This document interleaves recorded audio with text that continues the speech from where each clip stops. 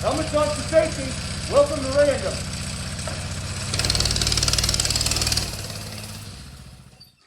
Welcome to another episode of Random.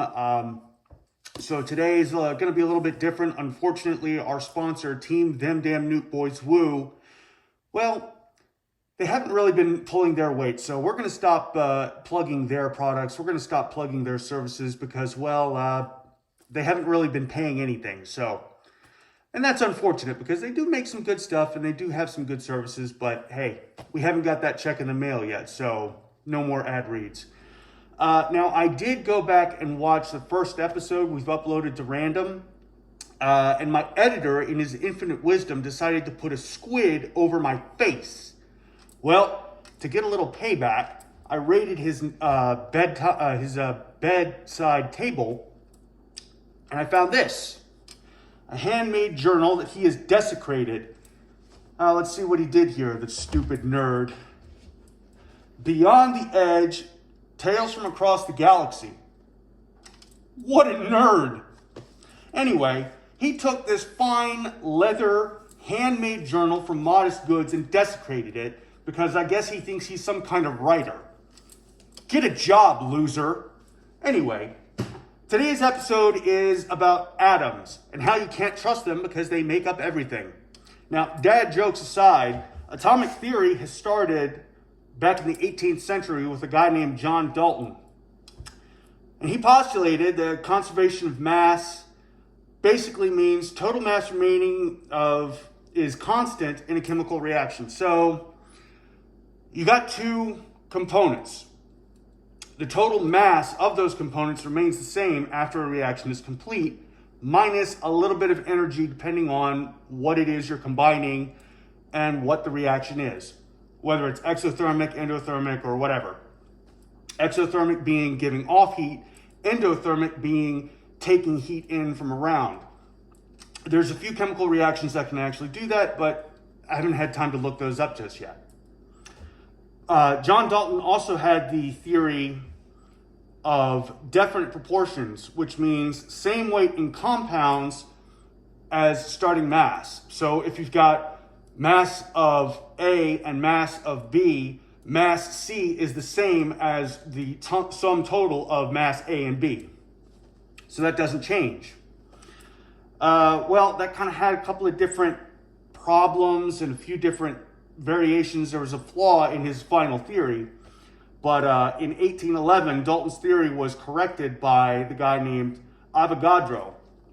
That being the same guy that discovered 1 mole of, say, hydrogen is 1 gram. And 1 mole of helium is 2 grams. And that corresponds with the weight of the atoms.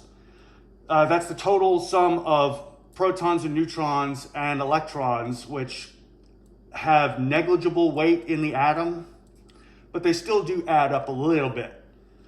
So your atomic mass is protons and neutrons, and that gives you your atomic weight. And Avogadro is the one that came up with that, and he basically postulated that theory, and of course it was later tested and proven correct. Let's see. Yeah, and Avogadro also postulated the idea that gases can form compounds of themselves. So H2 is pure hydrogen, O2 is pure oxygen, N2 is pure nitrogen, so on. And that creates a compound. So you got 2 atoms of the same thing creates a compound. It's a simple compound, but it's still more than 1 atom. Really cool stuff. And atomic theory doesn't really start getting any interesting or any more interesting until later on. So a guy by the name of J.J. Thomson had the idea that electrons, protons, and neutrons exist in an atom all together. So you got protons existing in the same orbits as electrons and neutrons existing in the same orbits as protons. Basically, he had this idea that an atom was like a pudding or a blueberry muffin in the sense that you had particles everywhere in the atom. He was right, but not really. And it wasn't until 1909 where one of J.J. Thomson's students, a guy by the name of Ernest Rutherford, he's going to be important, by the way, he postulated that electrons orbited protons and neutrons like planets orbit the sun. And he proved it. And it worked to a degree. So that's what we know as the planetary model for atomic theory. So you got a certain number of protons and a certain number of neutrons in the nucleus of the atom, and you got electrons orbiting this atom at different shells, or what we call energy levels. Now that's important too, and we'll get back to that a little later on, but long and short, Rutherford's model of the atom is the most accurate that we know of today. And it's the planetary system for atomic theory. Great stuff, by the way. Let's see, my editor has terrible handwriting. Walter Both? I think.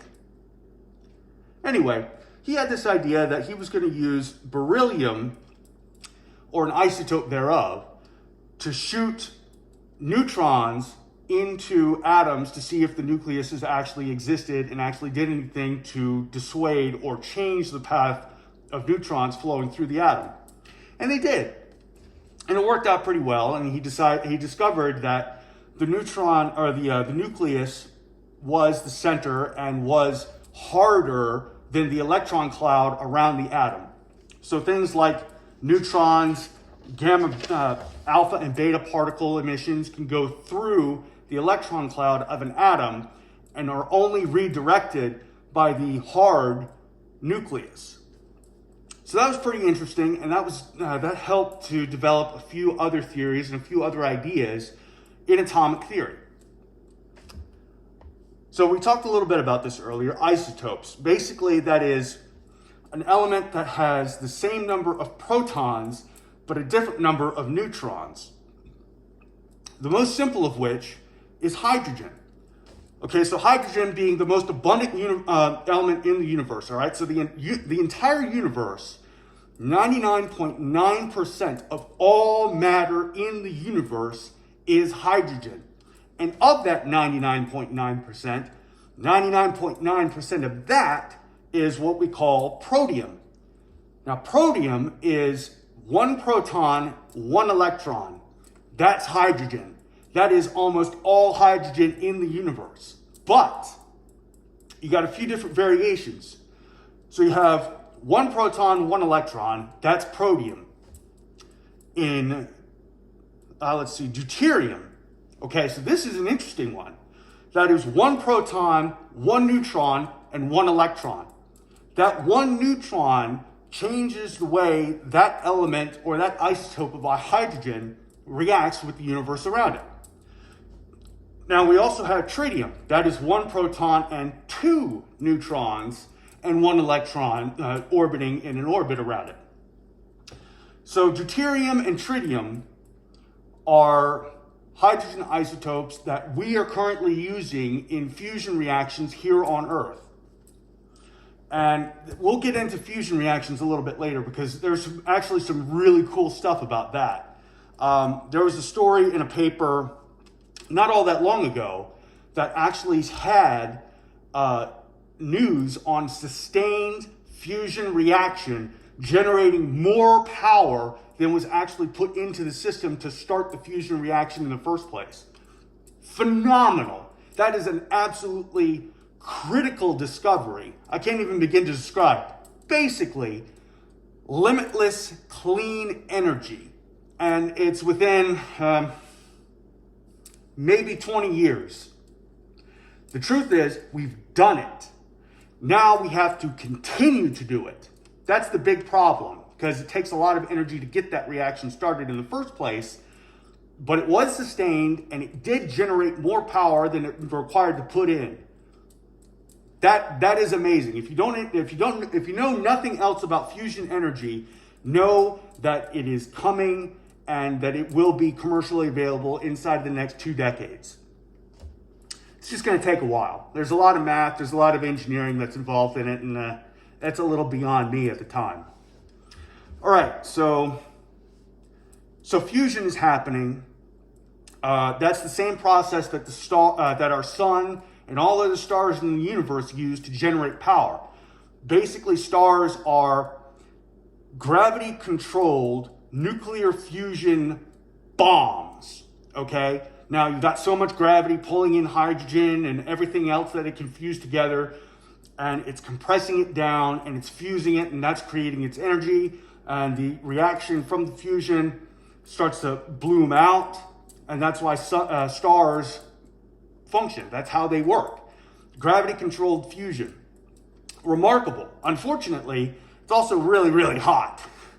And we can't do that yet. So for our fusion, we use magnetic containment to push the atoms together to fuse at a higher temperature. It's called magnetic containment fusion. It's really fun stuff. Really, really energy intensive. And like I said, we're close. We're just not there 100% yet. Speaking of things that we're close on, at the Imperial College of London in 2014, a team of scientists, Oliver Pike, Felix McEnroth, Edward Hill, and Steve Rose, postulated the idea of slowing down a photon to take from the energy state to the matter state. That's right. They postulated the idea that you could slow down energy enough to where it is no longer energy, but is now matter. Basically, they reversed E equals mc squared with the equation E divided by c squared equals m. And that worked, believe it or not. In 2021, a team from Relativistic Heavy Ion Collider in Brookhaven Laboratories actually succeeded in slowing down a photon from the speed of light to create a single electron. Now, yeah, that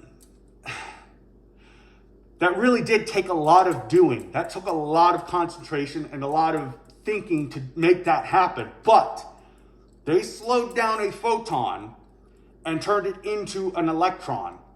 Okay, so the sum total of energy in the universe before this experiment was 100%. Now it is 99.9999 times 110%. And that's pretty interesting. All right, so now you're absolutely right in thinking that, wait a minute, the sum total of energy in the universe went down and the subtotal of matter in the universe went up. Yes, that's what we call the conservation of matter and energy. So for all matter in the universe, there's an equal and opposite amount of energy in the universe. Well, we simply corrected that and reversed it.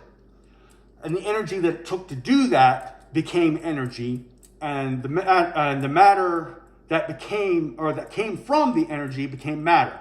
So the sum total of energy in the universe still does exist, and the sum total of matter in the universe still exists. They're just in different states at the moment.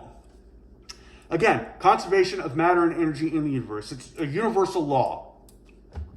Now, back in 2009, a team of scientists at the Joint Quantum Institute at the University of Maryland successfully teleported an atom. Well, now, what they did was they took an atom under a tunneling scanning electron microscope, and they channeled so much energy into it that it disappeared from one point in a lab and appeared in another. Now, here's the question. Is that the same atom that was transported or not? And did that atom simply bounce?